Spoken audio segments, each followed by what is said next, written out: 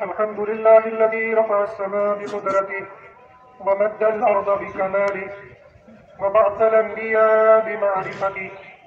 الحمد لله الذي أنزل الكتاب ولم يجعل له عوجا.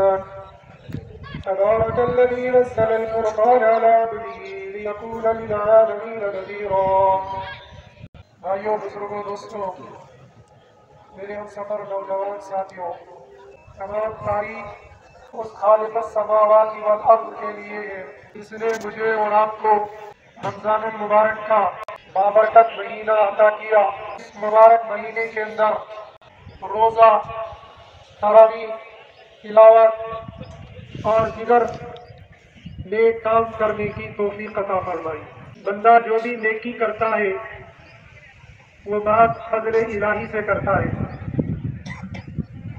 کوئی انسان یہ نہیں کہہ سکتا ہے کہ میں نے یہ کام اپنے کمال سے کیا۔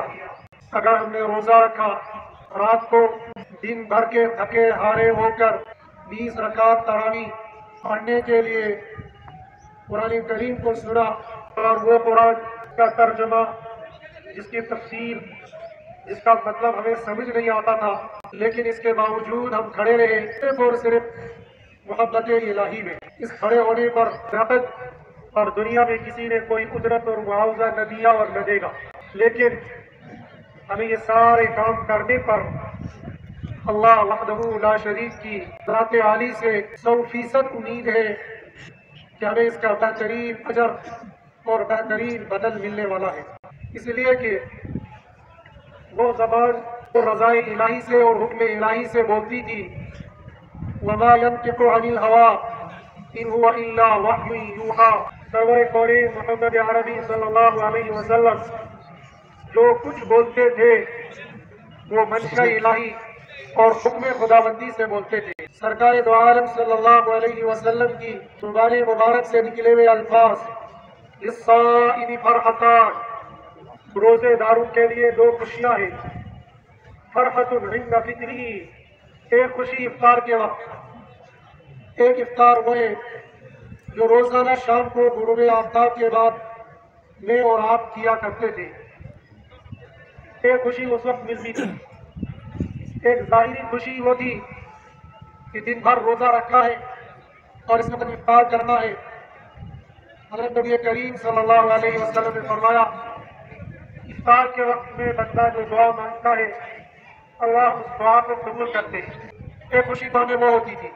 اور دوسرا افطار یہ آج کے دن کا افطار ہے، یکم شوال المکرم۔ اسی لیے حضرت نبی کریم صلی اللہ علیہ وسلم کے دن جب عیدگاہ کی طرف جاتے تھے، عیدگاہ کی طرف جانے سے پہلے 8 عدد کھجور کھا لیتے تھے۔ کھجوریں 5 کھجوریں 7 کھجوریں، اگر میسر ہو تو بندے کو کھجور کھا لینی چاہیے سنت ہے، اور اگر کھجور میسر نہ ہو تو کوئی اور چیز کھا لے۔ شاید ہمارے معاشرے کے اندر، ہمارے ماحول کے اندر، خاص طور پر اس خطے وطن عزیز جموں و کشمیر کے اندر پرانے لوگوں کے یہاں معمول تھا عید کی صبح کو حلوہ بنانے کا۔ شاید وہ اس لیے تھا حضرت نبی کریم صلی اللہ علیہ وسلم کھجور کھا کے کھایا کرتے تھے، جہاں کھجور میسر نہ تھی تو میٹھی چیز کھا کر عیدگاہ کی طرف آتے تھے۔ آج کے زمانے کے اندر لوگ کھرینی یا کوئی اور میٹھی چیز کھا کر آتے ہیں۔ بہرحال کوئی بھی چیز کھا کر ضرور عیدگاہ آنا چاہیے، بغیر کھائے پیے عیدگاہ نہیں آنا چاہیے۔ اس لیے حضرت نبی کریم صلی اللہ علیہ وسلم نے فرمایا عید کے دن اللہ کی طرف سے لوگوں کے لیے مہمان نوازی کا دن ہوتا ہے، اسی لیے آج کے دن کے روزے کو حرام کرا دیا۔ پورے سال میں تم روزے رکھ سکتے ہو لیکن 5 دن روزے رکھنا تمہارے لیے حرام ہے۔ اور 4 دن عید الاضحیٰ کے 10 11 12 13 ذی الحجہ، 4 دن وہ اور 1 دن یہ 5 دن، ان 5 دنوں میں روزہ رکھنا حرام ہے، اس لیے کہ آج اللہ کی طرف سے ضیافت کا دن ہے، کھاؤ کھاؤ پیو عیش کرو۔ ہمارے جو پرانے اور بزرگ لوگ گزرے ہیں جتنی ان کی معلومات ہوتی تھی اس پر وہ معمولات بھی ہوتے تھے، جتنا جانتے تھے اس پر عمل کرنے کی پوری کوشش کرتے تھے۔ اب علم زیادہ ہو گیا، عمل کم ہو گیا۔ شاید یہ کوئی کتاب کی بات نہیں ہے لیکن شاید شہروں کے اندر تو بہت ہی ختم ہو گیا ہے، گاؤں دیہات کے اندر اب بھی تھوڑا بہت ہے، اب آہستہ آہستہ وہاں بھی ختم ہو رہا ہے۔ گاؤں دیہات کے اندر گاؤں والوں کے معمول تھا کہ وہ عید کے دن فجر کی نماز پڑھ کر ہر بندہ پورے گاؤں کا چکر لگاتا تھا اور کوے کا ایک ایک گھونٹ ایک ایک کپ پی کر آتا تھا، اور پھر جب عید کی نماز پڑھ لیتے تھے تو پھر گاؤں اور رشتہ داروں کے یہاں چکر لگاتے ہیں اور رشتہ داروں کے یہاں کھانا کھانا ہوتا تھا۔ اب نہ کسی کو فرصت ہے اور نہ نبھانے کی کوشش کرتے ہیں، لیکن اصل یہ تھا کہ آج کے دن کی زیادت تھی تو لوگ ایک دوسرے کے گھروں میں جاتے تھے۔ ہماری باشا جی جہاں مسجد تالاب ٹیکا کی تعمیر کا کام چل رہا ہے، آپ حضرات کے علم ہے، خرید کو ہم یہاں چندہ کرتے ہیں تو ہمارے یہ ساتھی چلیں گے، آپ حضرات سے درخواست ہے کہ مسجد کی تعمیر کے سلسلے میں زیادہ سے زیادہ تعاون کرتے رہے، اور جو ساتھی کھڑے کھڑے ہیں بیٹھ جائیں، بیٹھ کر بات کو سن لیں۔ اللہ کی طرف سے آج کے دن کی یہ مہمان نوازی ہے۔ اللہ رب العزت نے ہم لوگوں کے لیے سال کے 2 تہوار بتائے، ایک آج کا ایک نزدیکا کا۔ دیگر مذاہب کے اندر بھی تہوارات ہیں، لیکن دیگر مذاہب کے تہوار ماضی کے کسی واقعے سے منسوب ہیں، ماضی میں کوئی واقعہ ہوا اس کی یاد میں تہوار منایا جاتا ہے۔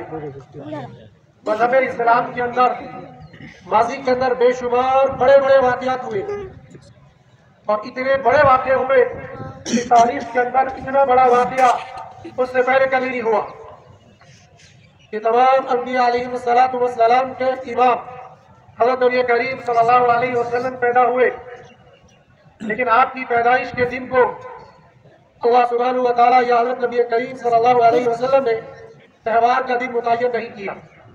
اس سے بڑی خوشی تاریخ کے اندر کچھ نہیں ہے، اور تاریخ کے اندر سب سے بڑا غم والا دن وہ ہے جس دن حضرت نبی کریم صلی اللہ علیہ وسلم اس دنیا سے پردہ فرما گئے، لیکن اس دن کو بھی تہوار کا دن متعین نہیں کیا۔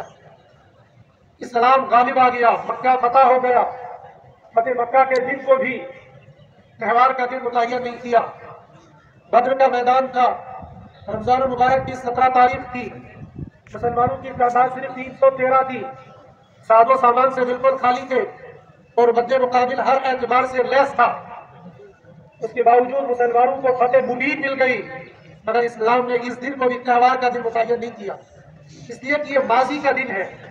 ماضی کے دن کے ساتھ اتنی خوشی نہیں ہوتی ہے جو موجودہ دن کے ساتھ خوشی ہوتی ہے۔ اسلام نے خوشی کے موقع پر خوشی کا اظہار کرنا اور غمی کے موقع پر غم کا اظہار کرنا اس کی اجازت دی ہے۔ ماضی کے تمام واقعات کو بند کر کے اللہ سبحانہ و تعالیٰ نے نئے واقعے کے ساتھ نئی خوشی دے دی کہ ہر سال تمام دنیا کے مسلمان، تمام دنیا کے لوگ پہلے 29 یا 30 دن کا روزہ رکھ کے آئیں گے، جب ایک محنت ایک مشقت کر کے آئیں گے، اور محنت مشقت کے بعد جو خوشی ملتی ہے اس خوشی کا مزہ ہی کچھ اور ہوتا ہے۔ جب مسلمان ایک مہینے کا روزہ رکھ کے آتا ہے، رب نے فرمایا آج کے دن تم کو خوشی کرنے کا پورا موقع ہے، لہذا مسرور قرار دیا گیا۔ عید کے دن اگر تمہارے اندر اتنی استطاعت اور طاقت ہے، نئے کپڑے خریدو، نئے کپڑے پہنو، اور اگر نئے کپڑے نہیں ہیں تو کم سے کم پرانے کپڑے دھلے ہوئے ہو، اور دھلے ہوئے کپڑوں کے ساتھ پھر تم عیدگاہ جاؤ۔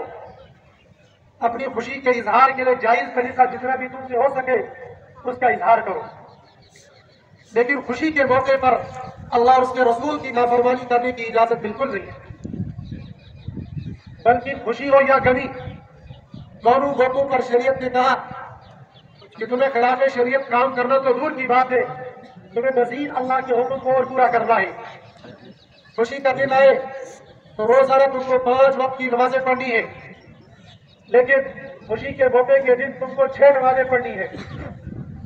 ایک نماز ہم نے فجر میں پڑھ لی، وہ 4 بعد میں پڑھ لیں گے، وہ اثر مغرب عشاء، لیکن بیچ میں یہ 2 رکعت نماز واجب عید الفطر کی، یہ مسلمانوں سے کہا گیا کہ خوشی کا موقع ضرور ہے لیکن خوشی کے موقع پر اللہ کو بھولنا نہیں ہے، بلکہ 2 رکعت نماز واجب ادا کر لی ہے۔ ایسے ہی غمی کا موقع ہو، گھر کے اندر کسی کا انتقال ہو گیا، تو انتقال کے موقع پر روزانہ تم کو 5 نمازوں کے ساتھ، آج بھی 5 نمازیں پڑھنی ہے، مگر ان 5 نمازوں کے ساتھ ایک چھٹی نماز صلاۃ الجنازہ یہ بھی پڑھنی ہے۔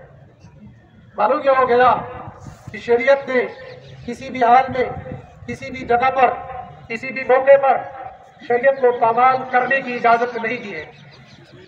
اس خوشی اور غمی کے موقع پر ہم لوگوں سے سستی اور کوتاہی ہو جاتی ہے، بعض دفعہ غفلت برتی جاتی ہے۔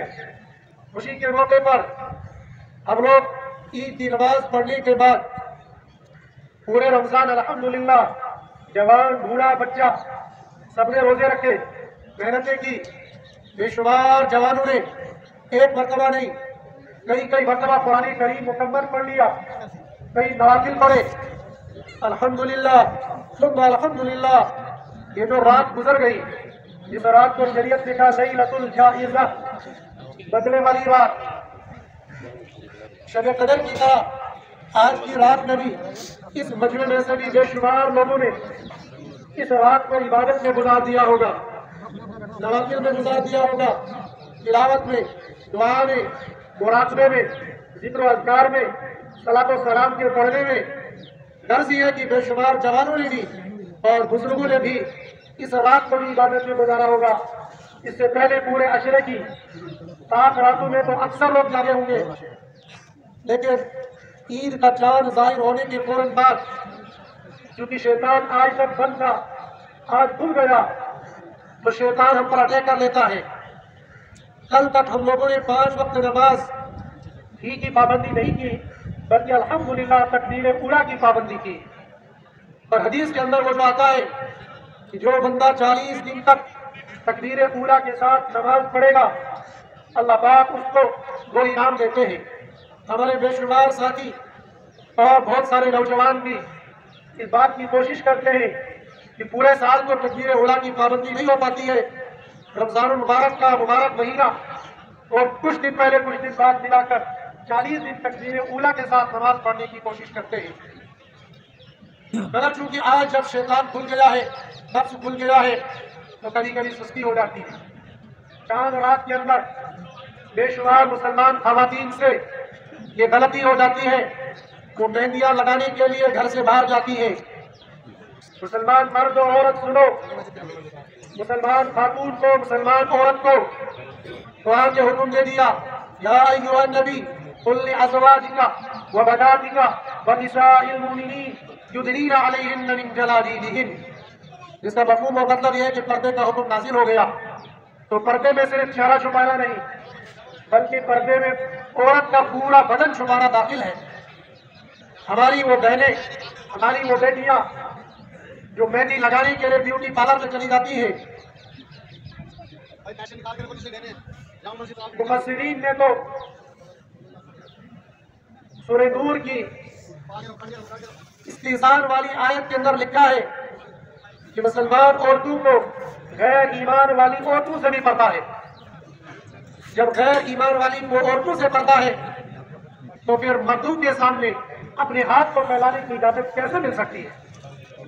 ہماری وہ مائیں اور بہنیں اور بیٹیاں جو مہندی لگانے کے لیے بیوٹی پارلر میں جاتی ہیں اور وہاں پر غیر محرم مردوں کے سامنے ہاتھ پھیلا کر اپنے ہاتھوں کو سجواتی ہیں، بہنوں اور بیٹیوں سنو، ایک مہینہ تم نے عبادت میں گزار دیا، اور آج کی ایک رات جو لیلۃ الجائزہ تھی، جو آج انعام کی رات تھی، اس انعام کی رات میں تم نے اتنا بڑا گناہ کبیرہ کر دیا کہ پچھلے اعمال کو بھی غارت کر دیا۔ اس لیے جو ہماری بیٹیاں اور بہنیں اپنے آپ کو سجانے اور دجانے کے لیے بیوٹی پارلروں میں جا کر غیر محرم مردوں کے سامنے ہاتھ پھیلا کر مہندیاں لگاتی ہے، یہ حرام ہے، یہ ناجائز ہے، یہ گناہ کبیرہ ہے، ان کاموں سے باز آ جانا چاہیے۔ ایسے ہی ہمارے نوجوان عید کے دن ایسی جگہوں پر چلے جاتے ہیں جن جگہوں پر جانے سے شریعت نے منع کیا ہے، جن جگہوں کو دیکھنے سے شریعت نے منع کیا ہے، ایسی جگہوں پر ہمارے نوجوان پہنچ جاتے ہیں۔ یہ نوجوان دوستو، آپ ہی میں سے ایسے نوجوان بھی ہیں جو اللہ کی عبادت اور حضرت نبی کریم صلی اللہ علیہ وسلم کی سنت اور شریعت کو انتہا درجے تک عمل کرنے کی مکمل کوشش کرتے ہیں۔ ہم لوگوں کو یہ چاہیے کہ اللہ نے جب ہمیں رمضان المبارک کا بابرکت مہینہ عبادت میں گزارنے کی توفیق دی، آئندہ زندگی بھی ہمیں تقوی اور طاعت کے ساتھ گزارنے کی کوشش کریں. اور یہ مہینہ چونکہ اللہ نے دیا ہی اس لیے ہے کہ 11 مہینے گناہوں میں، لاپرواہی میں، بے راہ روی میں گزر جاتا ہے. کبھی ہم سے جان بوجھ کر غلطی ہو جاتی ہے، کبھی انجانے میں غلطی ہو جاتی ہے. ان غلطیوں کو ختم کرنے کے لیے اللہ رب العزت اس مبارک مہینے کو دے کر ختم کر دیتے ہیں تاکہ میرے بندے سے جو بھول چوک ہوئی ہے اس کو ختم کر دوں. اور یہ میرا اور آپ کا ایمان ہے. ابھی تھوڑی دیر کے بعد ہم لوگ یہاں سے واپس لوٹیں گے. حضرت نبی کریم صلی اللہ علیہ وسلم نے فرمایا ایمان والے جب ایک مہینہ کا روزہ رکھ کے آ جاتے ہیں تو جب عید کی نماز پڑھ کر عیدگاہ سے واپس لوٹتے ہیں، جتنے گناہ ان سے ہوئے تھے وہ سارے گناہ اللہ پاک معاف کر دیتے ہیں. گناہ کبیرہ تو مسلمان کے ذمہ ہوتا ہی نہیں ہے.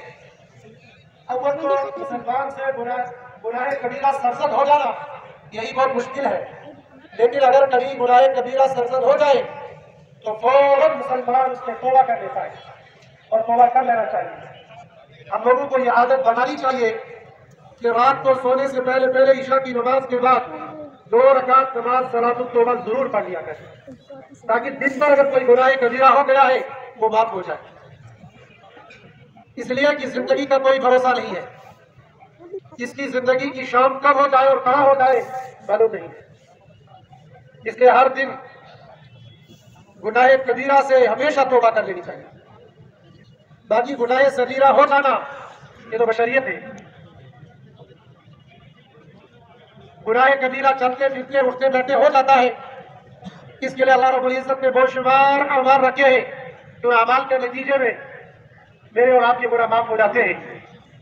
یہ بیٹھے ہوئے ساتھی، کھڑے ہوئے ساتھی بیٹھ آئے اور باہر سے آنے والے ساتھیوں سے گزارش ہے جلد اندر تشریف لائے.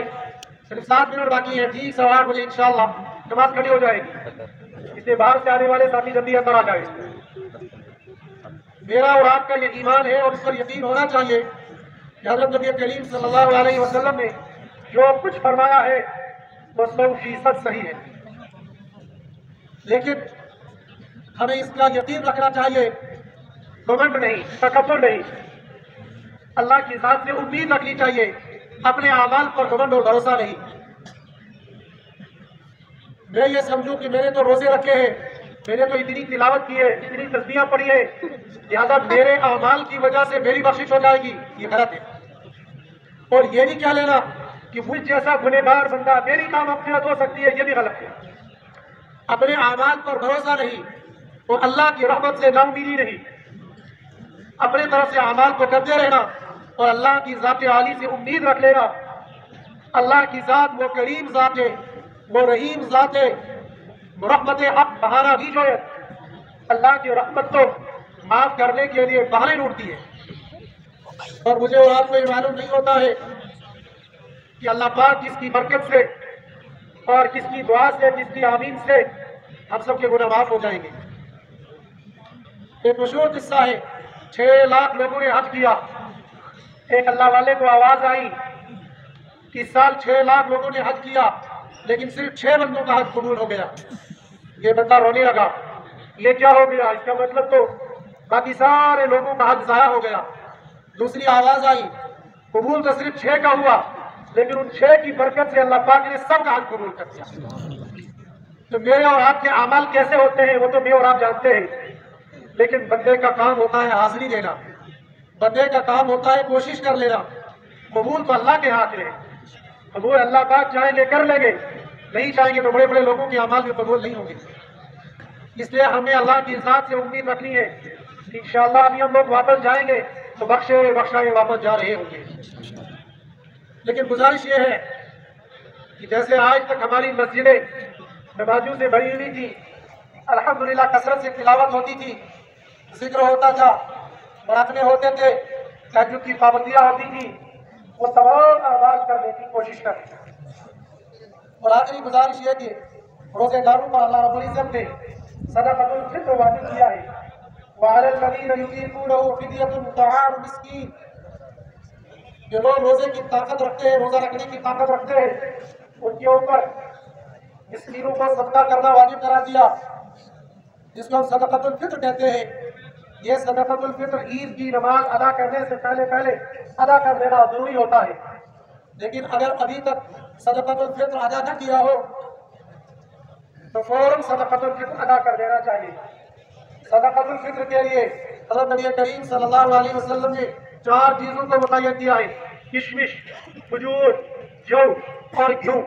اور موجودہ دور کے حساب سے ان کی قیمت اور ان کا وزن بنتا ہے: کشمش 3.5 کلو، کھجور 3.5 کلو، جو 3.5 کلو اور گھیو 1 کلو 633 گرام۔ جموں میں ان کی قیمت بنتی ہے کشمش کی 1100، کھجور کی 900، جو کی 150 اور گھیو کی 60 ہوتی ہے۔ جو جس کے پاس اللہ نے جتنا مال دیا ہے اس مال کے حساب سے صدقۃ الفطر ادا کر دینا چاہیے۔ اور خوشی کے موقع پر ہمیں ایک دوسرے کا ضرور خیال رکھنا چاہیے۔ ہمارے پڑوس میں جو بھی لوگ رہتے ہوں گے ان کا ضرور خیال کرنا چاہیے۔ خوشی کا موقع ہمیں اللہ نے اسی لیے دیا ہوتا ہے تاکہ ہم ایک دوسرے کا خیال رکھیں، اور صدقۃ الفطر اس لیے واجب کرا دیا تاکہ غریب اور مالدار لوگ بھی آپ لوگوں کے ساتھ یعنی مالداروں کے ساتھ اس خوشی میں شریک ہو جائے۔ اللہ پاک سے دعا ہے کہ اللہ پاک مجھے اور آپ کو ساری زندگی ایسے ہی خوشیاں نصیب فرمائے، اور جیسے ہمیں رمضان مبارک نیک اعمال کے ساتھ اللہ کی خوشنودی اور اللہ کی عبادت میں گزار دیا ہے، ساری زندگی اللہ پاک ہمیں ایسے ہی اپنی زندگی گزارنے کی توفیق نصیب فرمائے۔ وآخر دعوانا الحمد للہ رب العالمین۔